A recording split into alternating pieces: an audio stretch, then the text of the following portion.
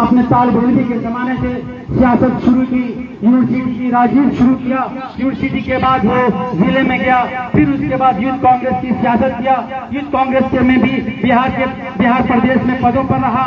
साथ साथ जो यूथ कांग्रेस का जो चुनावी सिस्टम था, उस चुनावी सिस्टम में अपने आप को जुड़ा और यूथ कांग्रेस ने और कांग्रेस के जो चुनाव पर अधिकार कमेटी है, उसने उसकी एबिलिटी को, उसकी क्वालिटी को, उसकी सलाहियतों को समझा और समझकर उसको अपने चुनाव पर अधिकार के ओहदे पर ले जाकर उनसे जगह जगह काम किया। पूरे राष्ट्र में, पूरे भारत में बहुत सारे सूबे में उसने जाकर के चुनाव कराया। आज आपके बीच मैं चाहता हूं कि मैं उनको बुलाऊं इस जुमले के साथ कि अब हवाएं ही करेंगी रोशनी का फैसला। अब हवाएं ही करेंगी रोशनी का फैसला। जिस दिए में जान होगी वो दिया रह जाएगा। आइए सैयद तनवीर अनवर साहब मौके को देखते हुए कम वक्त में अपनी बात रखें। बहुत बहुत शुक्रिया। आज हम लोगों के बीच छत्तीसगढ़ से चलकर आपके पंचायत में, आपके गांव में पहुंचे हैं, जिन्होंने देश के कई राज्यों में युवा कांग्रेस के प्रभारी के रूप में काम किया है, जिनका एक एक्सपीरियंस है काम करने का, वो आपके बीच पहुंचे हैं। तो हम लोगों का सबसे पहले एक जो मिथिला में और हमारे इलाके का जो एक संस्कार है कि हम लोग ताली बजाकर इनका स्वागत करेंगे। और मैं फिर से एक बार अपने भाई का बहुत बहुत स्वागत अभिनंदन करता हूं। साथ ही साथ हमारे बीच में हरियाणा के रोहतक से चलकर जो देश भर में युवा कांग्रेस का काम करने का काम कर रहे हैं, पम्मी भाई का भी मैं स्वागत करता हूं। आप लोग ताली बजा के उनका भी स्वागत करेंगे। साथ ही साथ नवनियुक्त प्रवक्ता, कांग्रेस पार्टी के पुराने नेता और दरभंगा जिला युवा कांग्रेस की जो अध्यक्षा है मीतू कुमारी जी, उनके पति मिथिलेश पासवान जी का भी हम स्वागत करते हैं। साथ ही साथ जाले के खादिम साहब आरजू साहब संचालन कर रहे हैं, अध्यक्षता कर रहे हैं युवा कांग्रेस के हमारे विधानसभा अध्यक्ष मेराज अली साहब का जो पंचायत समिति सदस्य है, चांद हमीद साहब जो अल्पसंख्यक प्रकोष्ठ के हमारे प्रदेश के महासचिव हैं, हमारे छोटे भाई एजाज साहब और सभी लोगों का, दिलशाद साहब, नौशाद साहब, सभी का नाम जानते हैं। लेकिन एक साथ हम तमाम लोगों का जो आए हुए अलग अलग पंचायत से हमारे कांग्रेस पार्टी के कार्यकर्ता है, युवा कांग्रेस के कार्यकर्ता है, एनएसवाई के कार्यकर्ता है, आपका स्वागत अभिनंदन करते हैं। और इस मंच से ज्यादा मैं सबसे ज्यादा स्वागत आप तमाम जो हमारे बुजुर्ग अभिभावक, युवा साथी और महिलाएं जो अपना कीमती समय निकालकर आज के इस कार्यक्रम को सफल बनाने का काम किया है, हम आप तमाम लोगों का स्वागत करते हैं। और हम आग्रह करते हैं आप तमाम लोग एक बार ताली बजाकर इन तमाम मंच का भी स्वागत करें। मैं सबसे पहले दो मिनट का समय लूंगा। उससे पहले मैं एक युवा साथी जो छात्र राजद में एक मजबूत साथी रहे हैं, बरहमपुर पश्चिमी पंचायत से जिनका ताल्लुक है, आसिफ रजा साहब आज युवा कांग्रेस की और कांग्रेस पार्टी की सदस्यता ग्रहण करने आए हैं। मैं अपने बड़े भाई और युवा कांग्रेस के वरिष्ठ महासचिव बिहार इंचार्ज हमारे शाहिद भाई से आग्रह करेंगे, आप इनका माला पिलाकर इनका आज कांग्रेस पार्टी में स्वागत करेंगे। और ये तेज प्रताप यादव के साथ भी इनका लगातार प्रोग्राम और मजबूती के साथ ये उनके साथ रहे हैं। जाले में युवा कांग्रेस को एक मजबूत नौजवान मिला है, इसे हम तमाम लोग ताली बजा के इनका स्वागत करें। आज लगातार पूरे बिहार में एक ऐसा इंचार्ज हम लोगों को मिला है युवा कांग्रेस में, एक ऐसे व्यक्तित्व को बिहार भेजा गया है जो राजस्थान जैसे स्टेट को, छत्तीसगढ़ जैसे जहां से ये ताल्लुक रखते हैं, इतने मजबूत स्टेज में काम करने के बाद आज बिहार की जिम्मेवारी दी गई है। और वो इस समय दी गई है जब बिहार में चुनाव का समय है। और लगातार हमको लगता है 6 महीने से ये छत्तीसगढ़ अपने घर नहीं गए होंगे, लगातार अलग अलग जिलाओं का दौरा करके आज आपके जाले विधानसभा में, दरभंगा जिला में आपके पंचायत तक आने का काम कर रहे हैं। नेताओं को हम लोगों ने देखा है, हम लोगों ने प्रभारियों को देखा है, ब्लॉक में जाते हैं, जिला में जाते हैं, पंचायत में जाने का काम नहीं करते हैं। लेकिन शाहिद भाई का मैं शुक्रगुजार हूँ। मैं युवा कांग्रेस की तरफ तरफ से धन्यवाद देना चाहता हूं।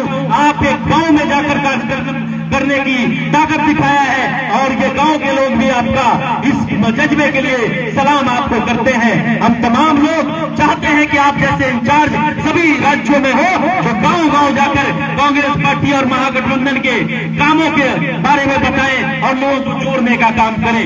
आज जिस विषय को लेकर हम लोग यहाँ पहुंचे हैं, एक विषय है जिस तरह से इस देश की ये जो सरकार है, ये राज्य की जो सरकार है, हमारा आपका तमाम देशवासियों का, उसमें खास तौर से जो दलित वर्ग के लोग हैं, हमारे वहाँ बैठी हैं महिलाएं दलित वर्ग से है, यहाँ वैश्य समाज के लोग हैं जो ओबीसी में आते हैं, ईबीसी समाज के लोग हैं और अल्पसंख्यक समाज के लोग हैं।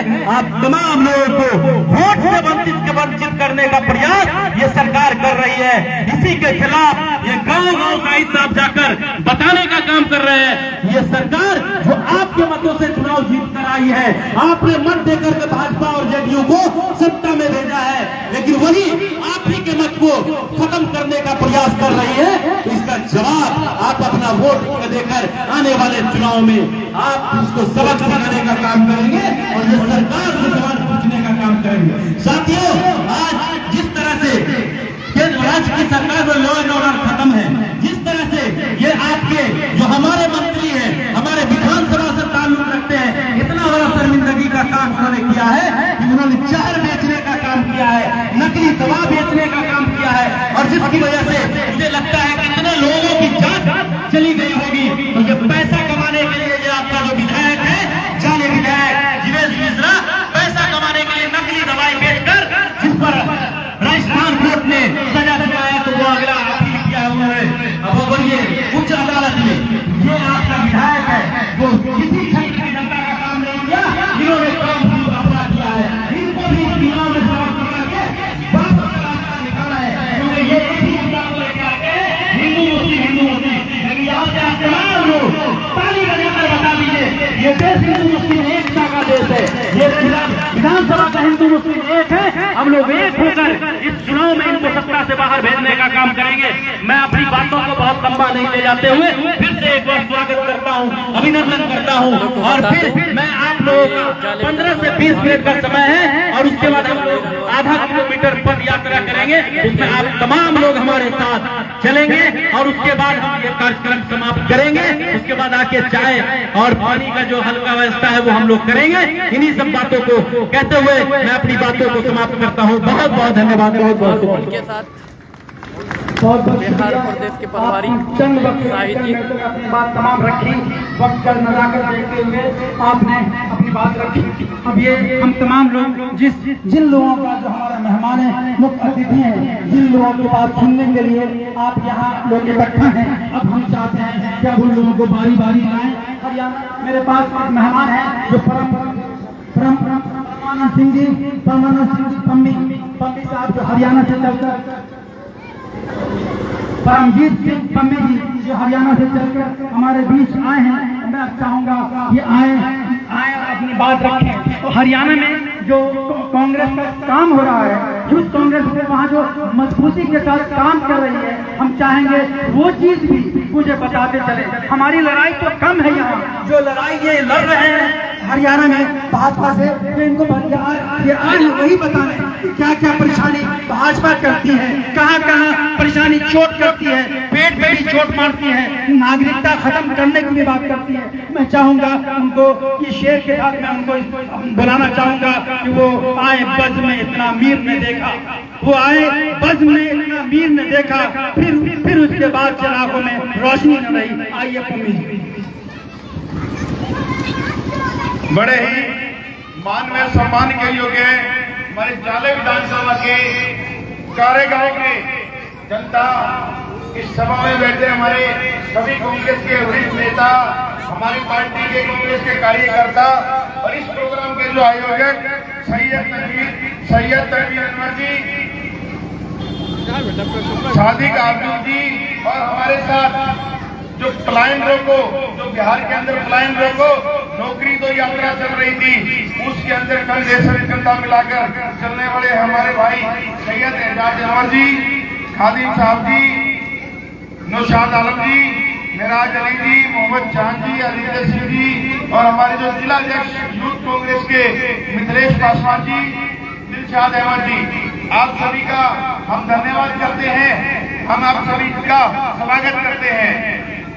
साथियों, जो आज देश के अंदर हमारे साथ और हमारे देश के जनता के साथ जो चल रहा है, भैया बोला बिहार का चुनाव नजदीक है बहुत, तो बिहार को हराने के लिए ये जो एनडीए की सरकार और नीतीश की सरकार ने जो खेल खेलने जा रही है आप लोगों के साथ, आप लोगों का वोट काटने के लिए जा रही है।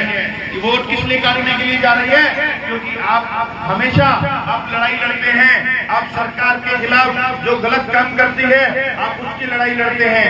जब शिक्षा की जो है खराब व्यवस्था है आप उसके खिलाफ लड़ाई लड़ते हैं। इसलिए एनडीए का गठबंधन और नीतीश की सरकार ने आपका भला तो नहीं कर सकती, लेकिन वो आपके वोट काटकर आपसे वोट डालने का अधिकार छीन रही है। ये देखिए एसआईआर जागरूकता हम जन संवाद कर रहे हैं, वो आप लोगों को इसलिए बताने आए हैं कि एसआईआर है जो वो सिर्फ वोट काटने का काम कर रहे हैं। भारतीय जनता पार्टी ने महाराष्ट्र के अंदर अभी 6 महीने पहले महाराष्ट्र के अंदर चुनाव था, उसके अंदर भी क्या किया, वहां के वोट काट दिए गए और वहां पर एनडीए की सरकार आई, बीजेपी की सरकार आई। तो हमें बिहार में ऐसा नहीं करना है। हाँ, अभी 1 तारीख से हमारे नया जो वोटर है वो पढ़ना स्टार्ट हो जाएगा। हमें सभी लोगों को अपने वोट का देखना है, अपने बीएलओ से मिलना है, बीएलए से मिलना है, ताकि जो हमारा वोट कट रहा है वो वोट ना कटे। ये सिर्फ वोट काटने तक नहीं रुकेंगे, ये वोट काट के आपके व्यापार को छीनने का भी काम करेंगे। आपके बच्चे जो शिक्षा लेने जा रहे हैं उसको भी छीनने का काम करेंगे। जो आप नौकरी लगेंगे उसके अंदर भी छीनने का काम करेंगे। उसके अंदर ये लागू कर देंगे कि अगर आपका वोटर आईडी कार्ड होगा तो आपको नौकरी लगेगी, आपका वोटर आईडी कार्ड होगा तो आप रोजगार कर पाएंगे। ये जो सरकार है गरीबों की सरकार नहीं है, ये किसी दलित की सरकार नहीं है, ये सरकार है सिर्फ 3-4 चंद लोगों की सरकार है जो देश के ऊपर बैठ के अरबपति और राज कर रहे हैं। आपके गांव से हम बाहर जो मेन रोड है वहां से चल के आए तो आपके गांव की व्यवस्था है जो बहुत ही खराब व्यवस्था है। बिहार के अंदर हम पिछले 4.5-5 महीने से काम कर रहा हूँ। बिहार के अंदर पिछले 20 साल से नीतीश मुख्यमंत्री है ना, तो मुझे नहीं लगता कि उसने कोई ऐसा काम किया होगा। 2004 से लेकर 2014 तक जो कांग्रेस की सरकार हरियाणा के अंदर थी उसके अंदर हरियाणा को इतना डेवलप कर दिया गया था कि अगले जो पिछले 20 साल पहले जो सरकारें उन्होंने नहीं किया। अब जो 10 साल बीजेपी आ गई हरियाणा के अंदर तो हरियाणा के भी बहुत बदतर हाल कर दिए गए हैं। आपके जो बच्चे, आपके जो लोग यहाँ से परिवार के लोग बाहर नौकरी करने के लिए जा रहे हैं वो किस लिए जा रहे हैं? आपके लोग पूरा देश बना रहे हैं, आपके लोग गुजरात में काम कर रहे हैं, बिहार के लोग गुजरात में काम कर रहे हैं। तो साथियों, हमें अपने बच्चों को ऊपर भी ध्यान रखना है ताकि ये जो हमारा पलायन है ये रुक पाए और जो हमारा वोटर लिस्ट का है इसके ऊपर भी ध्यान रखना है। आगे की जो हमारे सब चीजें जो बताएंगे जो हमारे छत्तीसगढ़ से आए हैं और हमारे बिहार युवा कांग्रेस के प्रभारी हैं, वरिष्ठ प्रभारी हैं मोहम्मद शाहिद जी, आगे की सब आपको रूपरेखा वो बताएंगे। Thank you. जय कांग्रेस। ये साइड बाई बोल देना, आप अपने मोबाइल के सेव बहुत बहुत शुक्रिया हमारे गाने में बोल दिए। मुख्य अतिथि, आप जो सुनने के लिए तमाम लोग सुनने के लिए बेकार थे आप लोग, और वो भी हरियाणा से आए हैं सुनने के लिए और भी ज्यादा लोग उत्सुक थे। अब मैं हमारे बीच हमारे दोस्त हैं मिथिलेश पासवान साहब, हम दोनों एक साथ राजनीति करते हुए आए हैं। हम दोनों 2010 में एक साथ दिल्ली में कांग्रेस के टिकट मांग रहे थे, ये कल्याणपुर से मांग रहे थे और हम दोनों साथ साथ दिल्ली में थे। हम दोनों के बड़े गहरे ताल्लुक हैं और आज जिला कांग्रेस के अध्यक्ष हैं, प्रवक्ता हैं और ये हमारे बीच हमारे मेहमान हैं। बहुत जुझारू यूनिवर्सिटी के राजनीति में बहुत कभी समझौता नहीं किया, उसूल से कभी समझौता नहीं किया। हमेशा कांग्रेस की बात की, हमेशा उसूल की बात की, यहाँ से लेकर वहाँ तक यूनिवर्सिटी में लड़कों को मदद की। मैं एक शेर के साथ मैं इनको चाहूंगा कि आए और अपनी बात चंद मिनटों में रखें। उसूलों पे जहाँ आज आए टकराना जरूरी है, उसूलों पे जहाँ आज आए टकराना जरूरी है। जो जिंदा हो फिर जिंदा नजर आना जरूरी है। आइए मिथिलेश पासवान। बहुत बहुत धन्यवाद। संचालन कर रहे हमारे इस कार्यक्रम के शादी कार्य विभाग, इस कार्यक्रम के और इस कार्यक्रम के 4 चांद लगाने वाले और इस कार्यक्रम के समन्वयक में अपनी योगदान देने वाले हमारे मित्र सैयद तनवीर साहब, हमारे छोटे भाई एजाज साहब और यहाँ उपस्थित नौशाद साहब, दिलशाद साहब, और हम इस मिथिलांचल के पावन धरती कर्मा पंचायत पर हम अपने अतिथि बिहार के वरिष्ठ प्रभारी मोहम्मद साहिब जी का, परमजीत सिंह पम्मी जी का दिल के गहराई से दरभंगा जिला युवा कांग्रेस की तरफ से हार्दिक हार्दिक अभिनंदन स्वागत करते हैं। मैं अपना बहुमूल्य समय में अपने प्रभारी साहिब जी को मैं देने जा रहा हूं, क्योंकि मैं तो आपके बीच का ही हूं और हमारे प्रभारी साहब जो कई राज्यों में अपना अनुभव और अपनी कार्य क्षमता को जो है निखारे हैं और आज इसी दौर में जाले विधानसभा के कर्मा पंचायत में वह उपस्थित हुए हैं। मैं सिर्फ 2 बात कहूंगा, मैं सिर्फ आप लोग के बीच 2 बात कहने आया हूं कि तनवीर साहब ने ठीक ही कहा है कि इसमें हमारे एक मित्र जिनकी वाइफ शिक्षिका है और अभी बीएलओ की जो है बहुत सारे माताएं बहनें की जो है घर में शिक्षिका होंगे, वह बीएलओ का जो है कार्यभार संभालते होंगे। मैंने बहुत संजीदगी से उन्होंने कहा, मैंने देखा है कि अभी जो सरकार के द्वारा मतदाता पुनर्निरीक्षण का कार्य हो रहा है, जिसमें सबसे अधिक उनके टारगेट में दलित मतदाताएं हैं और दलित इसलिए है कि दलितों के पास उनकी जो पुश्तैनी रहने की जो जमीन है, उनके जो कागजात मांगे जा रहे हैं या उनके जो प्रमाण पत्र मांगे जा रहे हैं, खासकर वैसे समाज वैसे वर्ग के पास आज भी जो है वंचित है, उनके पास वह डॉक्यूमेंट नहीं है जो सरकार मांग रही है। मैं आगाह करने आया हूं, मैं भी खासकर उसी समुदाय से आता हूं, मैं जानता हूं कि आप या हमारे देश के, हमारे राज्य के बहुत सारे ऐसे दलित के जो है विभिन्न प्रखंडों विभिन्न जिलाओं में नेता होंगे जो कहते होंगे कि मैं दलित का जो अब हमारा रहनुमा फलाना है।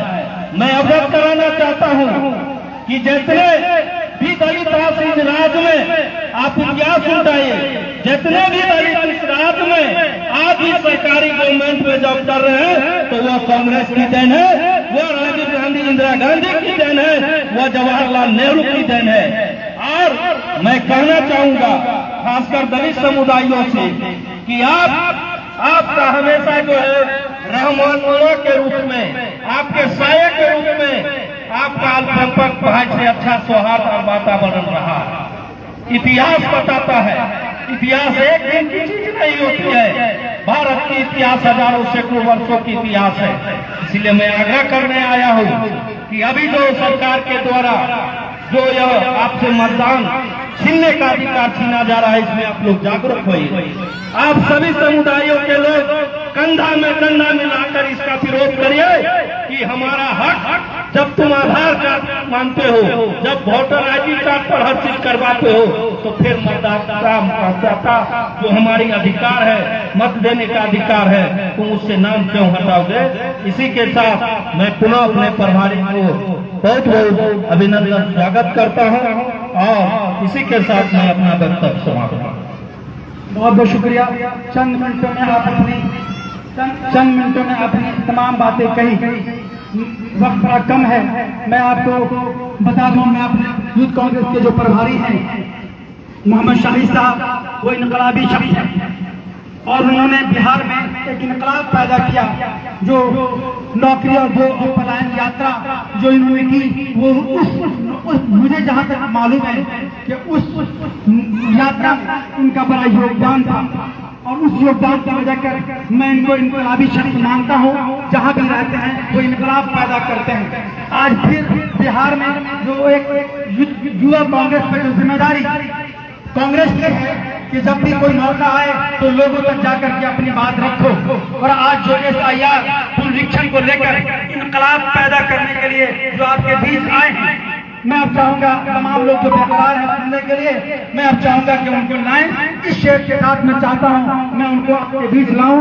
जलाले आतिश व बर्क पर इत्तेहाद पैदा कर, जलाले आतिश व बर्क पर इत्तेहाद पैदा कर, अजल भी कांप उठे वो शबाब पैदा कर। जलाले आतिश व बर्क पर इत्तेहाद पैदा कर, अजल भी कांप उठे वो शबाब पैदा कर।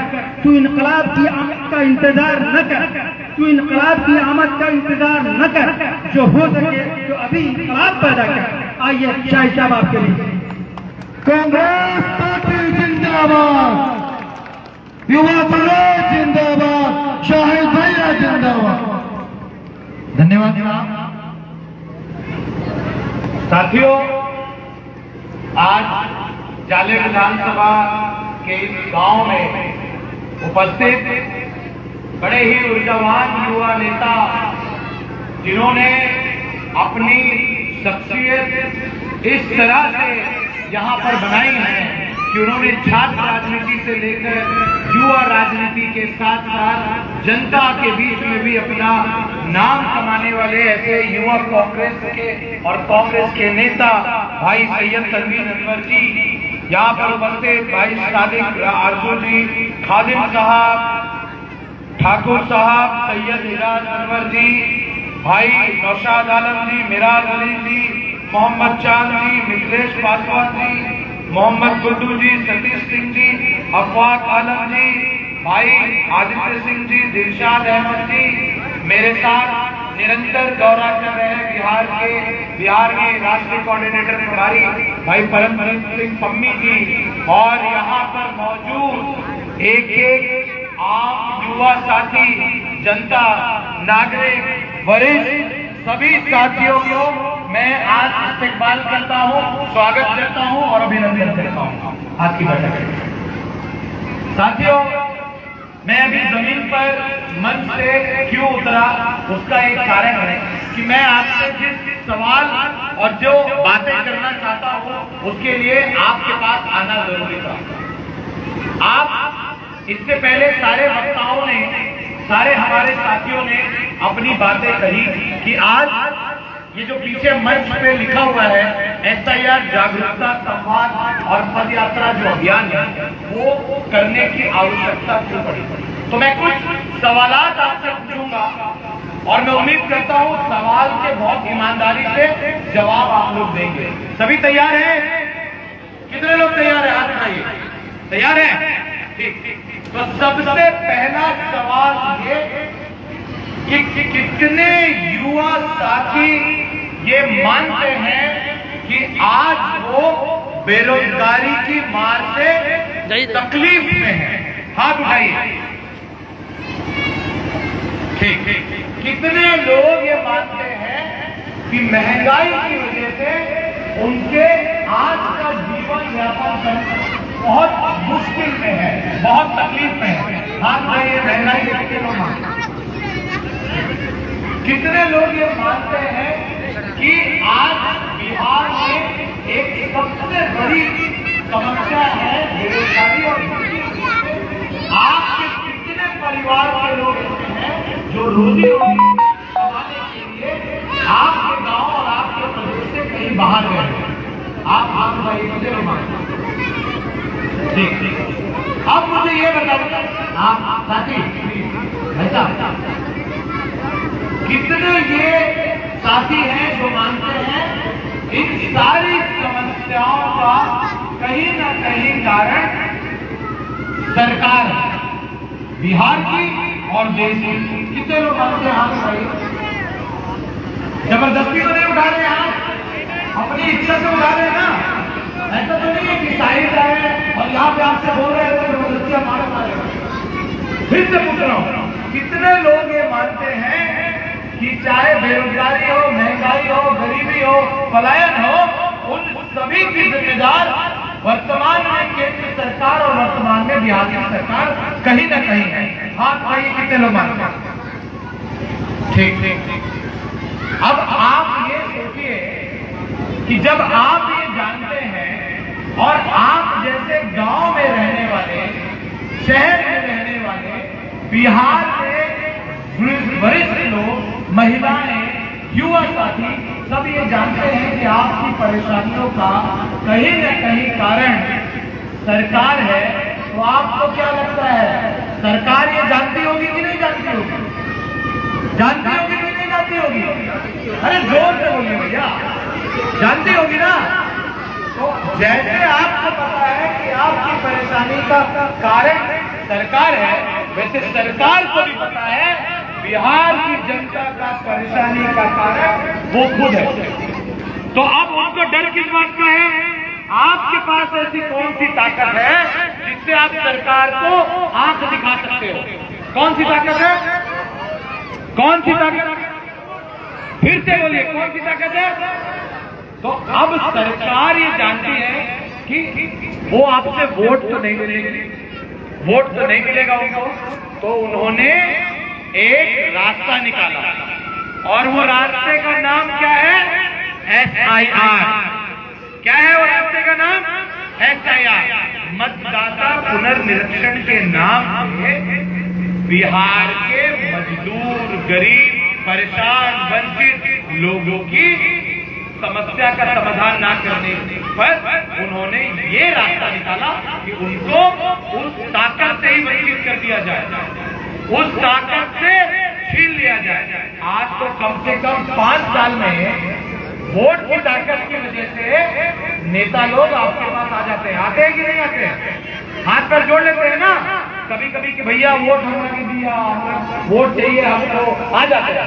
लेकिन अगर ये सोचिए, बहुत गंभीर बात बोल रहा हूँ, युवा साथियों को भी सोचने की जरूरत है और यहाँ बैठे हमारे नेताओं को भी सोचने की जरूरत है कि अगर आपकी वो ताकत आपसे छीन ली गई तो आपको क्या वैल्यू देगा वो नेता और वो राजनीतिक लोग? आप ये कुछ सोचिए। अभी तो आप आंख दिखा लेते हैं, क्यों भैया? ठीक बात, अगर ये मेरा हमारा काम ना हुई तो अगली बार आप तैयार रहिएगा, वोट देने आइएगा तो आपको बताएंगे। बोलते हो ना? क्या बोलते हो ना भाई? आंख दिखा लेते हो ना? तो अगर ये वोट का ताकत नहीं रहेगा तो आंख दिखा पाइएगा क्या? वो क्या बोलेगा? हमरा के ज्यादा परेशान करने का कोनो बात नहीं है, आप जाइए जो करना है कर लीजिए, यही टोन में बात करते हैं ना। तो आपके पास ताकत है वोट की। अब क्या करना है? अब इस ताकत को आपको बचाना है और ध्यान रखना है। कैसे ध्यान रखेंगे? कितने लोगों के पास BLO आया? कितने लोगों के घर आया BLO? BLO वोट चेक करने आया है आप लोगों के घर?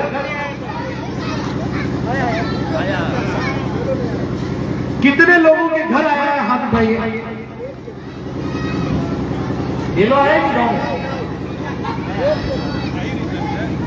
फिर से मैं बोल रहा हूं, वोटर ID चेक करने, आपका वोट का जांच करने, आपका जांच करने कोई सरकारी कर्मचारी आपके घर आया है?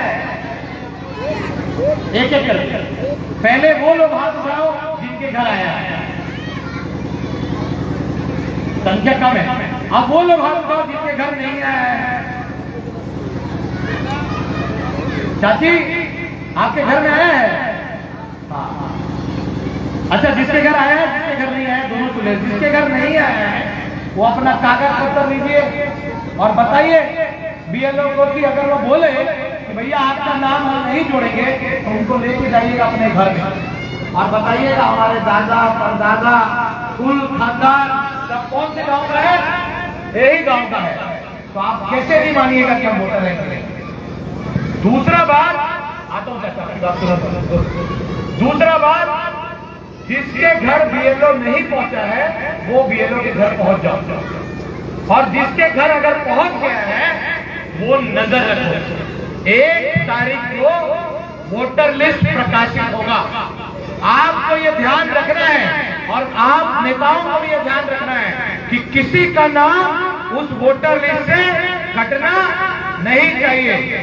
अगर कोई आपका बेटा, कोई मित्र, कोई साथी, कोई परिवार का भतीजा, कोई भी व्यक्ति अगर बाहर जाके कमा रहा है तो आपको ये देखना है कि बाहर कमाने के नाम से उसका नाम ना हटा दें। तो आप लोगों की क्या जिम्मेदारी है कि सावधान रहना है और ये ध्यान रखना है एक एक साथी को कि आपका नाम वोटर लिस्ट से नहीं हटना चाहिए।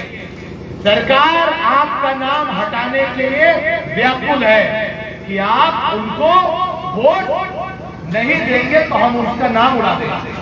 लेकिन सरकार को ये बताना जरूरी है कि हम तो आपको वोट भी नहीं देंगे और अपना नाम भी हटने नहीं देंगे। समझ रहे हैं ना? पूरी जिम्मेदारी के साथ ये काम करना है। ये ताकत आपको कांग्रेस पार्टी ने दिया है, ये ताकत आपको संविधान ने दिया है, ये ताकत आपको बाबा साहब भीमराव अंबेडकर जी ने दिया है। तो ये ताकत का ध्यान रखिएगा। यही बातें थी जो आप लोगों तक कहने आया था। बिहार के कोने कोने में, गांव में, शहरों में जाकर हम जागरूकता इसलिए फैला रहे हैं कि आप लोग जानिए और सावधान रहिए। और सिर्फ यहाँ ये बात खत्म मत कीजिएगा, आप अपने आस पड़ोस के लोगों से, मित्र से, साथियों से, सभी से जाकर ये बात जरूर कहिएगा और बताइएगा। तो मैंने जो बात आपको समझाया, समझ में आया सबको? कितने लोगों को समझ में आया? हाथ उठाइए। समझ में आया सबको कि और एक बार समझाऊं? समझ में आ गया?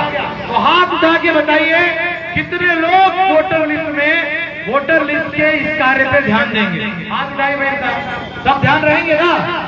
बस आपको यही ध्यान रखना है कौन जाति का है, कौन किस धर्म का है, कौन किस समुदाय से आता है, इसको साइड रखिए।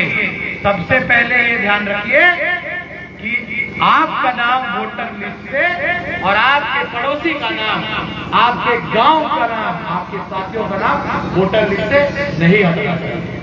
ठीक है? आप लोगों ने इतना प्यार दिया, सम्मान दिया। तनवीर भाई, एजाज भाई, हमारे जिलाध्यक्ष मिथिलेश जी और यहाँ पर उपस्थित नौशाद भाई और मेरे सभी साथियों का दिल से धन्यवाद और आभार व्यक्त करता हूँ आदित्य कि आप सभी लोगों ने इतना अच्छा कार्यक्रम आयोजित कराया। दिल से उसके लिए बहुत बहुत। अख्तर हुसैन जी, आप सभी का बहुत दिल से धन्यवाद और आभार। यहाँ से आप लोग अब थोड़ा सा और मेरे लिए समय देंगे। यहाँ से हम लोग 2 मिनट में राम जानकी मंदिर जो है अपने गांव में, वहां तक पैदल चलेंगे। का तो है? अच्छा, ठीक है। बहुत बहुत शुक्रिया हमारे मेहमानों, मुख्य अतिथि ने जो जिस बात को लेकर कांग्रेस कमेटी ने जो जिम्मेदारी अपने फ्रंटियर ऑर्गेनाइजेशन यूथ कांग्रेस को जो दी है, उसको लेकर जो आप यहाँ आए, हम तमाम लोगों को जागरूक किया, मैं उसके लिए बहुत बहुत शुक्रगुजार हूँ। साथ ही मैं अपने आए हुए तमाम